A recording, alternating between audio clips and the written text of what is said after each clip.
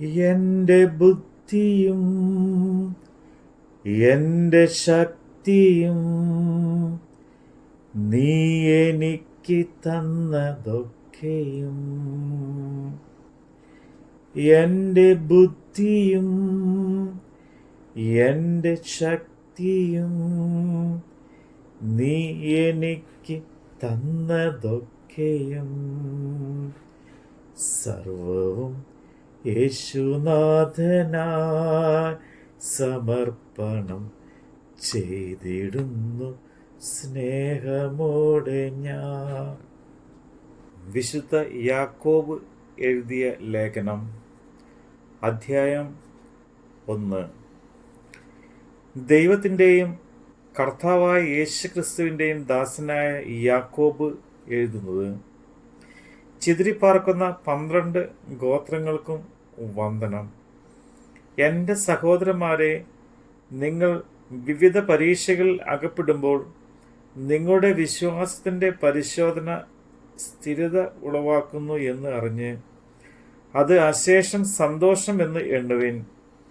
എന്നാൽ നിങ്ങൾ ഒന്നിലും കുറവില്ലാത്ത തികഞ്ഞവരും സമ്പൂർണവും ആകേണ്ടതിന് സ്ഥിരതയ്ക്ക് തികഞ്ഞ പ്രവൃത്തി ഉണ്ടാകട്ടെ. നിങ്ങളുടെ ഒരുത്തിന് ജ്ഞാനം കുറവാകുന്നു എങ്കിൽ ഭർഷിക്കാതെ എല്ലാവർക്കും ഔദാര്യമായി കൊടുക്കുന്നവനായ ദൈവത്തോട് യാചിക്കട്ടെ, അപ്പോൾ അവന് ലഭിക്കും. എന്നാൽ അവൻ ഒന്നും സംശയിക്കാതെ വിശ്വാസത്തോടെ യാചിക്കണം.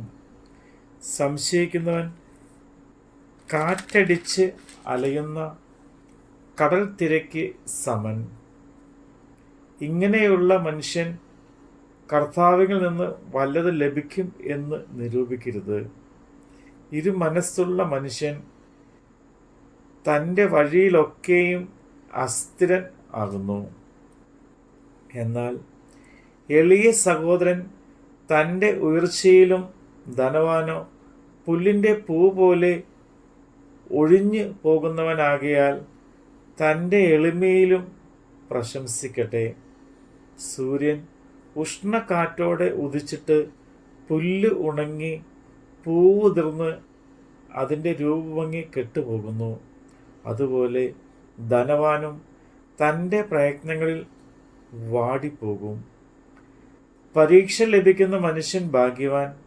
അവൻ കൊള്ളാകുന്നവനായി തെളിഞ്ഞ ശേഷം കർത്താവ് തന്നെ സ്നേഹിക്കുന്നവർക്ക് വാഗ്ദത്തം ചെയ്ത് ജീവകിരീടം പ്രാപിക്കും. പരീക്ഷിക്കപ്പെടുമ്പോൾ ഞാൻ ദൈവത്താൽ പരീക്ഷിക്കപ്പെടുന്നു എന്ന് ആരും പറയരുത്. ദൈവം ദോഷങ്ങളാൽ പരീക്ഷിക്കപ്പെടുന്നവൻ ആകുന്നു. താൻ ആരെയും പരീക്ഷിക്കുന്നതുമില്ല. ഓരോരുത്തൻ പരീക്ഷിക്കപ്പെടുന്നത് സ്വന്തം മോഹങ്ങൾ ആകർഷിച്ച് വശീകരിക്കപ്പെടുകയാലാകുന്നു. മോഹം ഗർഭം ധരിച്ച് പാപത്തെ പ്രസവിക്കുന്നു. പാപം മുഴുത്തിട്ട് മരണത്തെ വെറുക്കുന്നു. എൻ്റെ പ്രിയ സഹോദരന്മാരെ, വഞ്ചിക്കപ്പെടരുത്. എല്ലാ നല്ല ദാനവും തികഞ്ഞ വരമൊക്കെയും ഉയരത്തിൽ നിന്ന് വെളിച്ചങ്ങളുടെ പിതാവിങ്കിൽ നിന്ന് ഇറങ്ങി വരുന്നു. അവന് വികാരമോ ഗതി ഭേദത്താലുള്ള ആച്ഛാദനമോ ഇല്ല.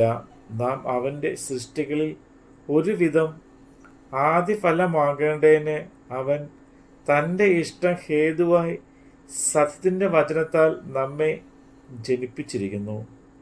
പ്രിയ സഹോദരന്മാരെ, നിങ്ങൾ അത് അറിയുന്നുവല്ലോ. എന്നാൽ ഏതു മനുഷ്യനും കേൾപ്പാൻ വേഗതയും പറയാൻ താമസവും കോപത്തിന് താമസമുള്ളവർ ആയിരിക്കും. മനുഷ്യൻ്റെ കോപം ദൈവത്തിൻ്റെ നീതിയെ പ്രവർത്തിക്കുന്നില്ല. ആകയാൽ എല്ലാ അഴുക്കും ദുഷ്ടതയുടെ ആധിക്യവും വിട്ട് നിങ്ങളുടെ ആത്മാക്കളെ രക്ഷിപ്പാൻ ശക്തിയുള്ളത് ഉൾനട്ടതുമായ വചനം സൗമ്യതയോടെ കൈക്കൊള്ളുവിൻ. എങ്കിലും വചനം കേൾക്ക മാത്രം ചെയ്യുക കൊണ്ട് തങ്ങളെ തന്നെ ചതിക്കാതെ അതിനെ ചെയ്യുന്നവരായും ഇരിപ്പിൻ. ഒരുത്തൻ വചനം കേൾക്കുന്നവൻ എങ്കിലും ചെയ്യാത്തവനായിരുന്നാൽ അവൻ തൻ്റെ സ്വാഭാവിക മൂലം കണ്ണാടിയിൽ നോക്കുന്ന ആളോടാകുന്നു. അവൻ തന്നെത്താൻ കണ്ട് പുറപ്പെട്ട് താൻ ഇന്ന രൂപമായിരുന്നു എന്ന് ഉടനെ മറന്നു പോകുന്നു. സ്വാതന്ത്ര്യത്തിൻ്റെ തികഞ്ഞ ന്യായപ്രമാണം ഉറ്റുനോക്കി അതിൽ നിലനിൽക്കുന്നവനോ കേട്ട് മറക്കുന്നവനല്ല. പ്രവൃത്തി ചെയ്യുന്നവനായി താൻ ചെയ്യുന്നതിൽ ഭാഗ്യവാനാകും. നിങ്ങളിൽ ഒരുവൻ തൻ്റെ നാവിനെ കടിഞ്ഞാടാനെ തൻ്റെ ഹൃദയത്തെ വഞ്ചിച്ചുകൊണ്ട് താൻ ഭക്തൻ എന്ന് നിരൂപിച്ചാൽ അവൻ്റെ ഭക്തി വ്യർത്ഥമത്രേ. പിതാവായ ദൈവത്തിൻ്റെ മുമ്പാകെ ശുദ്ധവും നിർമ്മലയുമായുള്ള ഭക്തിയോ അനാഥരെയും വിധവമാരെയും അവരുടെ സങ്കടങ്ങളിൽ ചെന്ന് കാണുന്നതും ലോകത്താലുള്ള കളങ്കം പറ്റാത്ത വണ്ണം തന്നെത്താൻ കാത്തുകൊള്ളുന്നതും ആകുന്നു. നമ്മുടെ കർത്താവിൻ്റെ വചനമാണ് നമ്മൾ കേട്ടത്. എൻ്റെ രോഗവും എൻ്റെ സൗഖ്യവും നീ എനിക്ക് തന്നതൊക്കെയും. എൻ്റെ രോഗവും എൻ്റെ സൗഖ്യവും നീ എനിക്ക് തന്നതൊക്കെയും. സർവവും യേശുനാഥനായി സമർപ്പണം ചെയ്തിടുന്നു സ്നേഹമോടെ ഞാൻ.